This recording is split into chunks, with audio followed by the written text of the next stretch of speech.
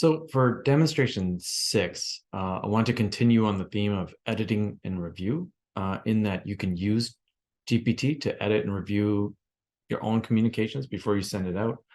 And so what I sort of did here is the prompt is just, can you provide editorial comments on this blog post? And I copied and pasted something from Huffington Post. It was a political article about,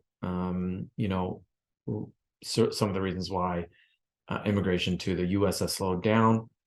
And what it does is it summarizes it for me, and it says overall the article is well written, well researched. So it didn't really have much editorial comment, so that's fine. I took sort of an email that we've been generating and circulating to clients around CAS 315, and I literally just copy pasted an email that I had sent, and I asked the same prompt. And so it's actually a specific sort of client related interaction. And then if you look at what it says here, it picks up, this is actually a follow-up to a previous more detailed conversation. And again, it just summarizes it, and the overall email is written clear in a professional manner, and provides a clear course. So no editorial comments there. And then I thought, okay, well, let's give it something that for sure has editorial comments. Let's see what it says there.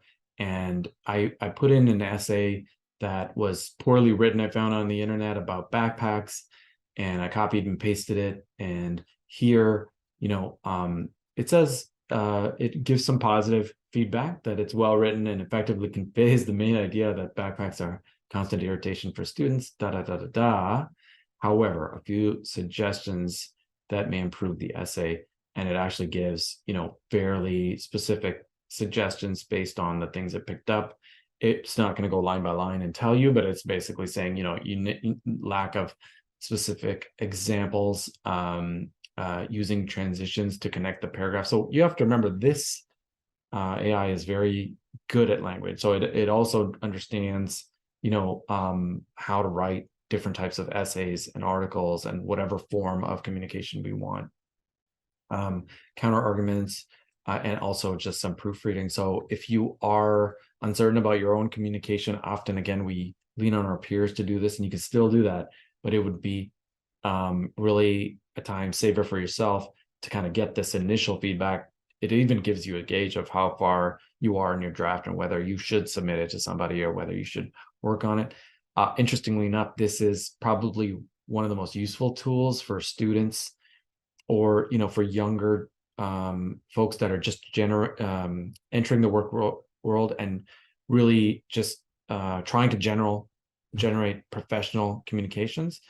I think it's a really effective tool, but in schools, ironically, it's also a real threat that people are using it to the tool to write essays and sort of pass their exams, etc. So there's pros and cons to it, but really the tool's probably not going to go away. So we have to figure out how to use it and how to use it effectively.